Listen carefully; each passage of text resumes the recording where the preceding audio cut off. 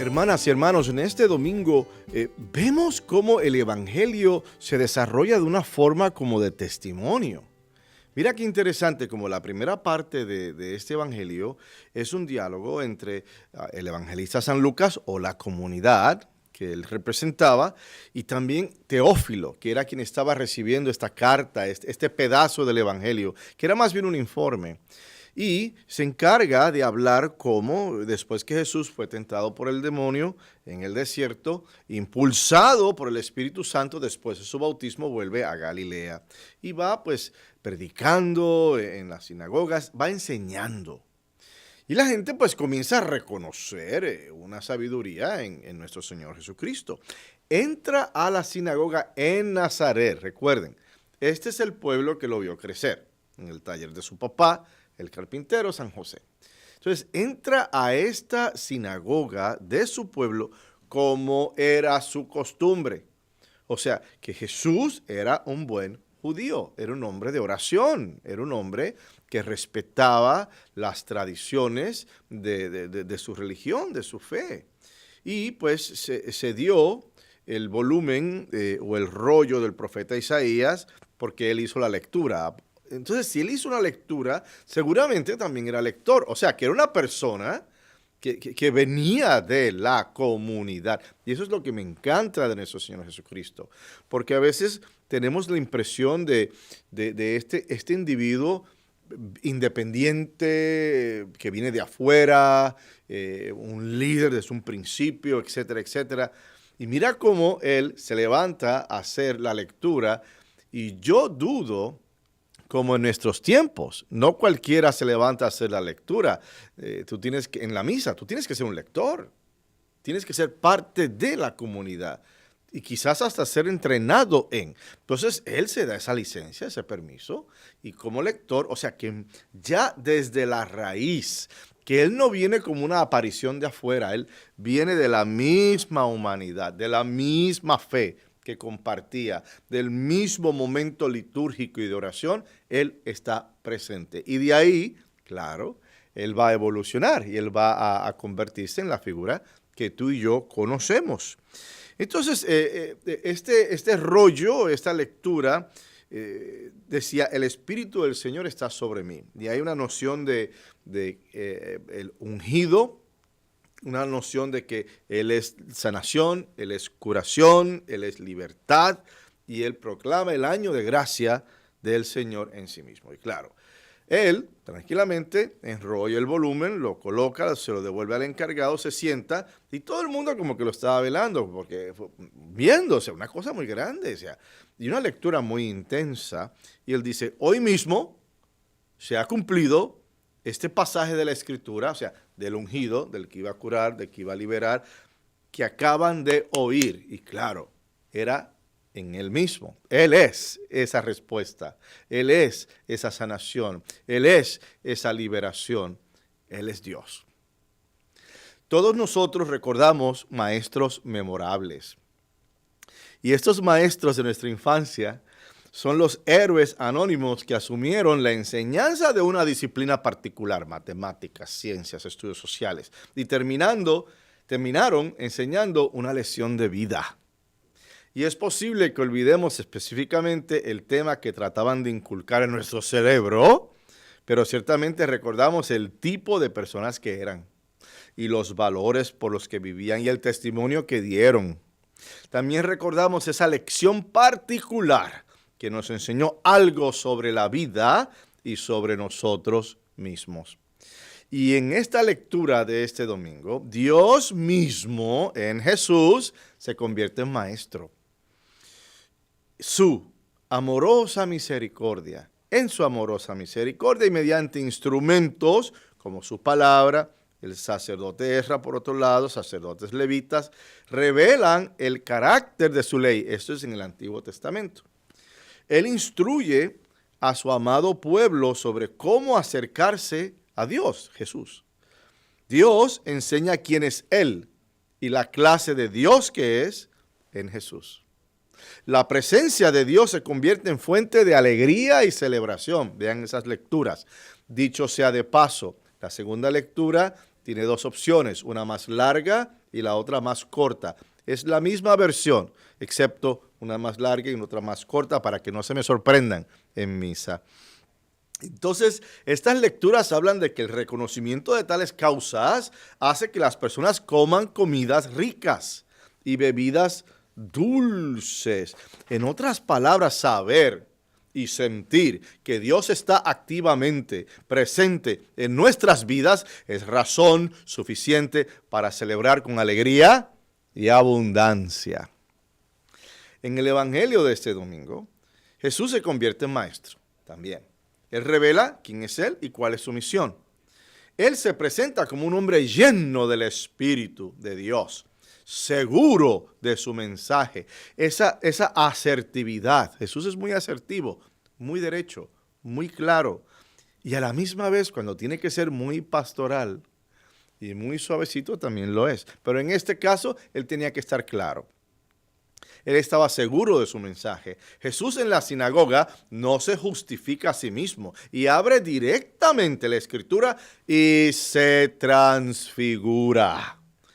Quizás no se transfigura con ropas ligeras o deslumbrantes, así como en el monte Tabor, pero se transfigura en la palabra de Yahvé, en la palabra de Dios.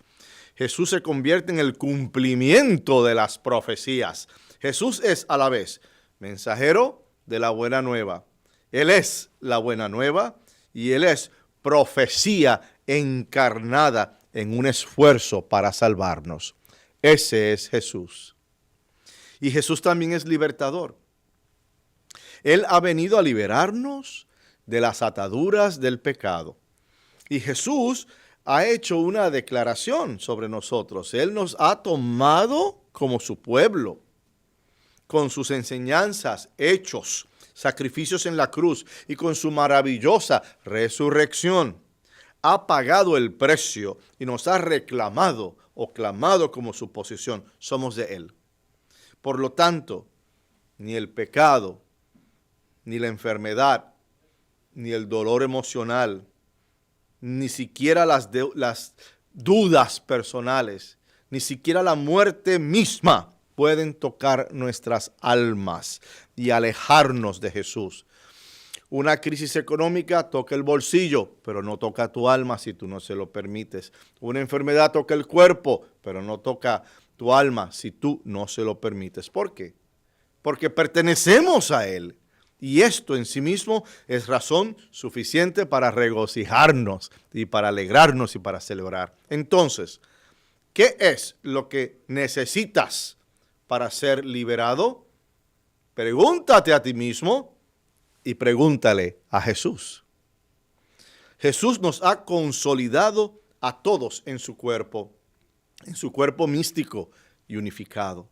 Todos somos partes del cuerpo de Cristo. Hay una canción bilingüe. Somos el cuerpo de Cristo. We are the body of Christ.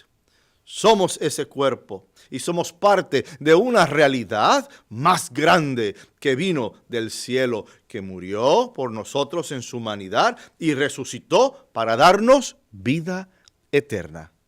Somos las muchas partes de Jesús aquí en la tierra, mientras esperamos nuestra morada celestial.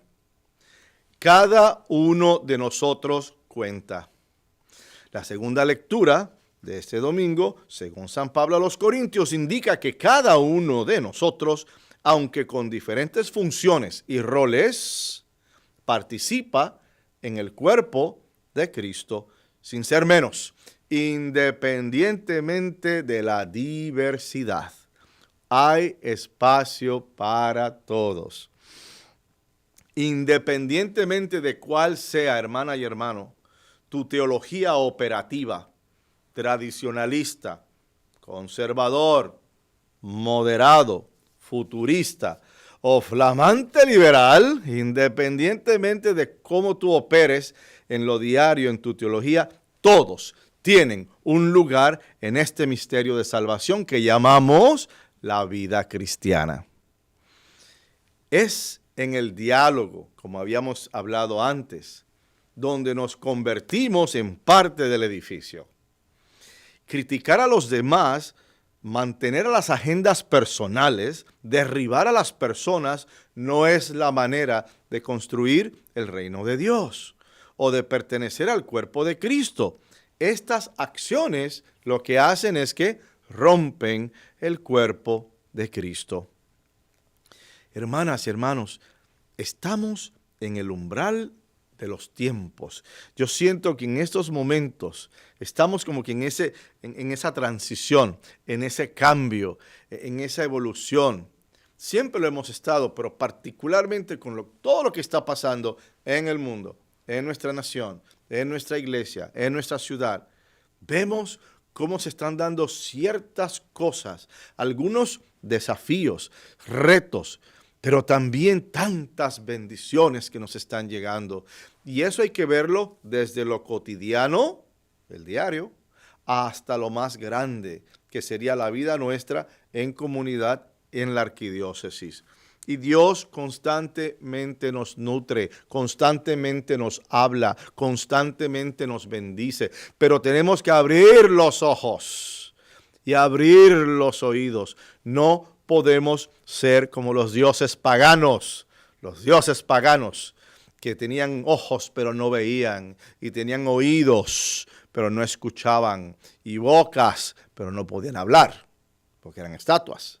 Entonces, no podemos ser como ellos, tenemos que abrir esos ojos, abrir esos oídos. En ocasiones alguien se acerca a ti con un detalle. Óyeme, eso es una bendición. Con una flor, un vecino que te envía un plato de comida porque él es buen cocinero, una vecina que te envía un regalito, un recordatorio del país donde estaba visitando. Ya no tenía por qué hacerlo, nadie tiene que hacer nada bueno por ti. Pero cuando se hace, celébralo, porque es una bendición. Y ni hablar de otras bendiciones, la hija que se va a la universidad, quizás la primera de la familia en hacerlo, la nueva casa que se ha comprado, la ascensión en el trabajo, tienes un ascenso, tantas bendiciones, la operación que fue un éxito, y saliste bien de esa operación.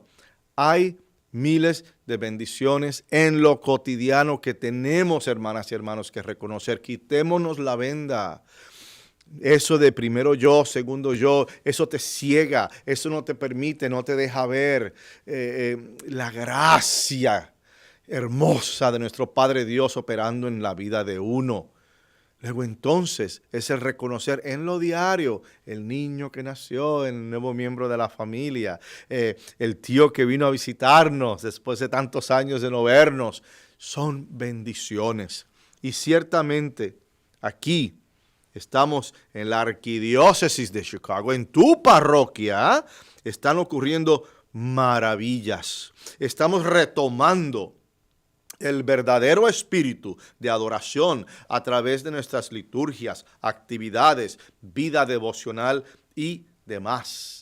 Hemos pasado por ese ejercicio de Renueva mi Iglesia, un ejercicio que en momentos fue doloroso, un ejercicio que en momentos fue escabroso, un ejercicio que quizás en momentos fue de confusión, pero ¿sabes qué? Lo que no nos mata nos fortalece, y de esas cenizas, de todos esos sentimientos encontrados, está saliendo una nueva iglesia, una iglesia a la par con las enseñanzas de nuestra madre iglesia y de nuestro Dios, una iglesia más empoderada, más llena de energía, de fuerza. Eso es lo que está saliendo ahora, y lo hacemos a través de la adoración de liturgias, actividades. Estamos ejerciendo diferentes ministerios y funciones dentro de nuestra vida comunitaria y de la comunidad de Chicago.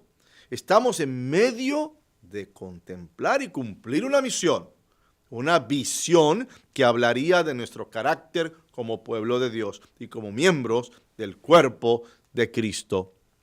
Luego entonces tenemos que entender que son tiempos difíciles, ciertamente, pero también son tiempos de gracia, porque donde abunde la crisis, donde abunde el pecado, donde abunde la confusión, ahí abunda más la gracia para poder enfrentar todos esos desafíos. Luego entonces esto es un llamado hermanas y hermanos, a escuchar la voz de Dios, a escuchar la voz de nuestro Señor Jesucristo, que es Maestro, que es Salvador, que es Liberador.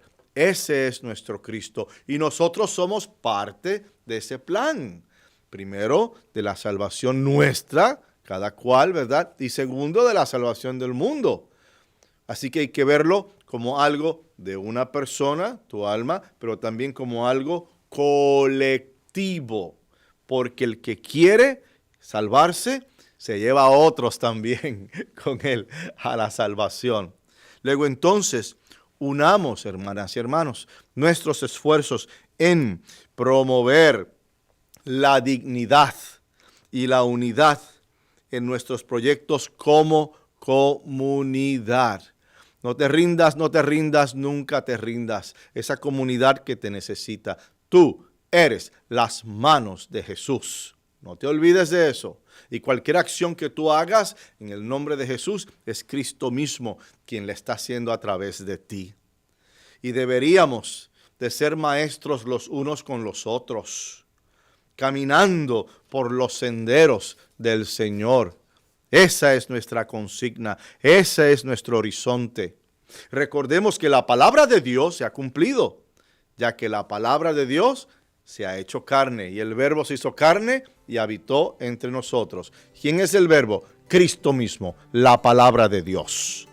Y hacia la palabra encarnada, hacia Jesús, debemos de dirigir nuestros esfuerzos, nuestras obras y nuestros corazones. Después de todo, somos el cuerpo de Cristo. We are the body of Christ.